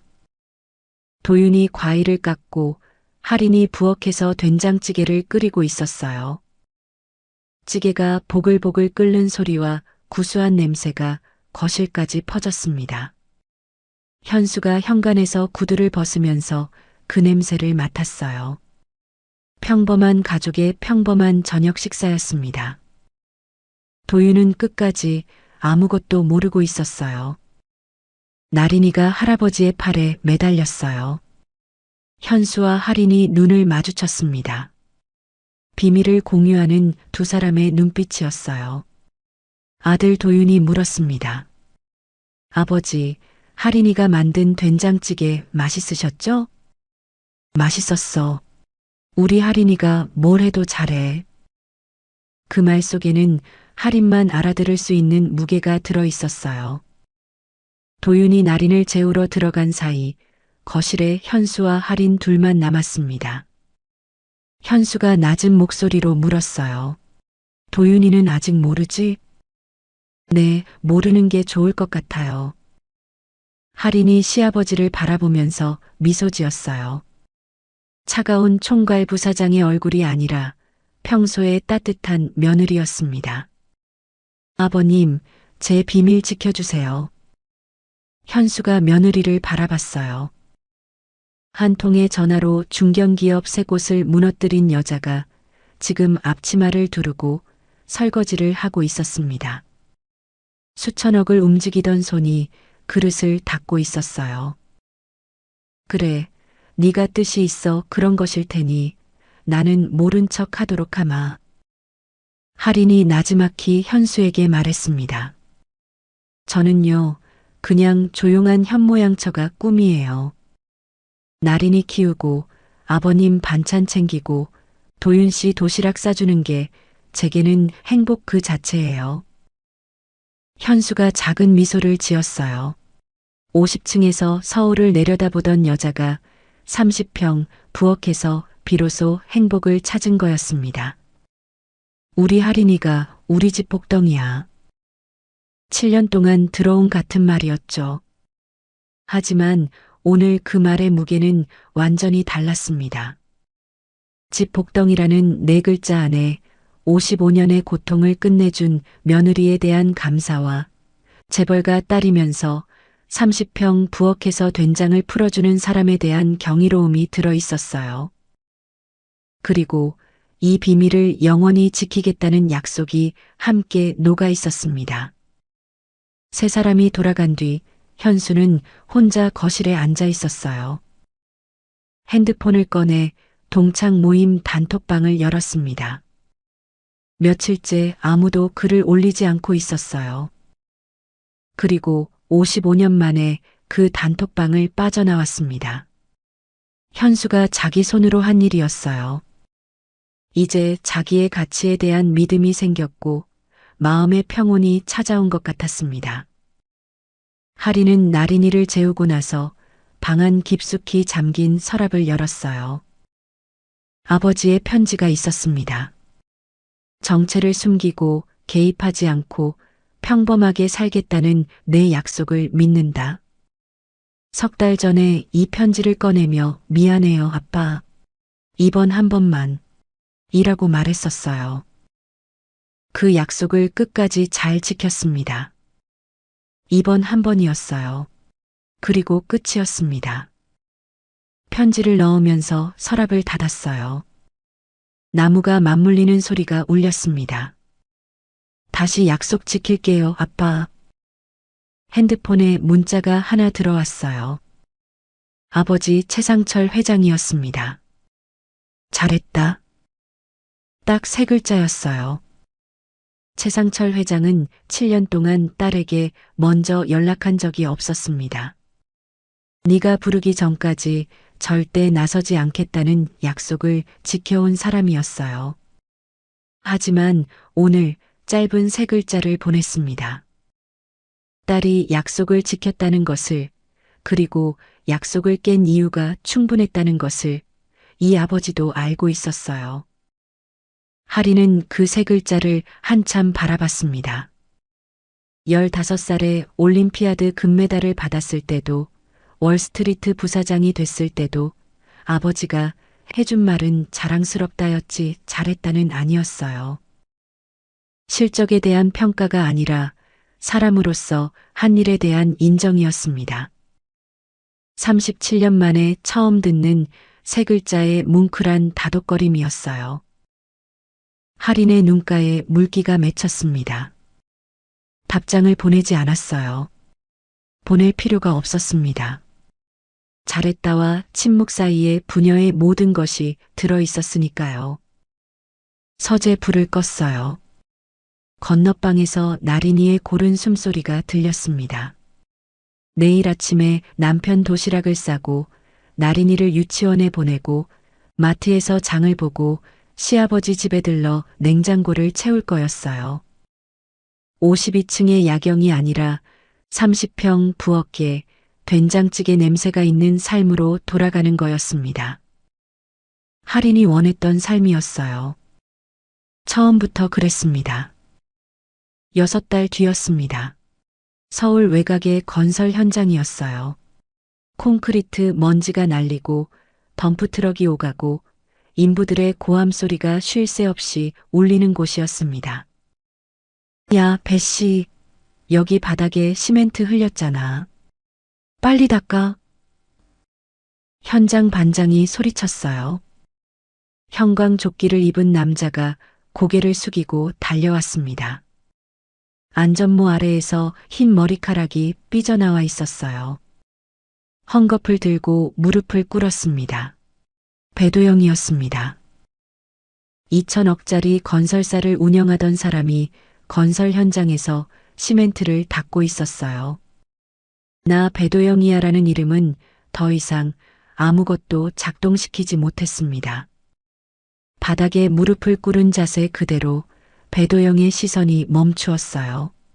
유리 재떨이에 막걸리를 부어 현수에게 밀어주던 자기 손이 지금 콘크리트 바닥에서 시멘트를 닦고 있었습니다. 현장 반장이 다시 소리쳤어요. 배씨, 빨리. 배도영이 고개를 숙이고 헝겊을 움직였습니다. 같은 시각 현수의 집 부엌에서 된장찌개가 보글보글 끓고 있었어요. 나린이가 식탁에 앉아 크레파스로 그림을 그리고 있었습니다. 도윤이 퇴근하고 현관문을 열었어요. 아빠 왔다. 나린이가 뛰어갔습니다. 현수가 소파에서 손녀가 뛰어가는 것을 바라보며 웃었어요. 할인이 부엌에서 밥 다 됐어요. 하고 불렀습니다. 냉장고 문에 나린이의 그림이 붙어 있었어요. 크레파스로 그린 네 사람 위에 해가 떠 있었습니다. 부엌 창문이 살짝 열려 있었고 봄바람이 들어오면서 냉장고에 붙은 그림이 가볍게 흔들렸어요. 그녀의 평범한 행복은 이제 막 시작되었습니다. 제가 이 작품에서 가장 인상 깊었던 장면은 배도영이 스스로 재떨이를 마시고 이거면 되냐? 라고 말하는 순간이었습니다. 55년 동안 타인에게 시키기만 했던 사람이 처음으로 그 맛을 알게 되는 순간 혀 위에 올라온 것은 재의 맛이 아니라 자기 인생의 맛이었을 거예요. 그런데 그보다 더 오래 남는 장면은 현수가 안경을 스스로 벗는 순간이었습니다. 뺨을 맞아서 떨어진 것이 아니라 자기 손으로 벗은 것. 그 작은 동작 하나에 55년의 역전이 담겨 있었어요.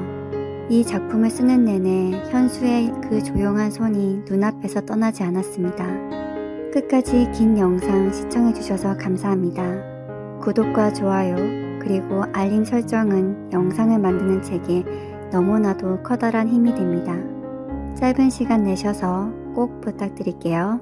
어디서든 건강하시고 행복하세요. 감사합니다.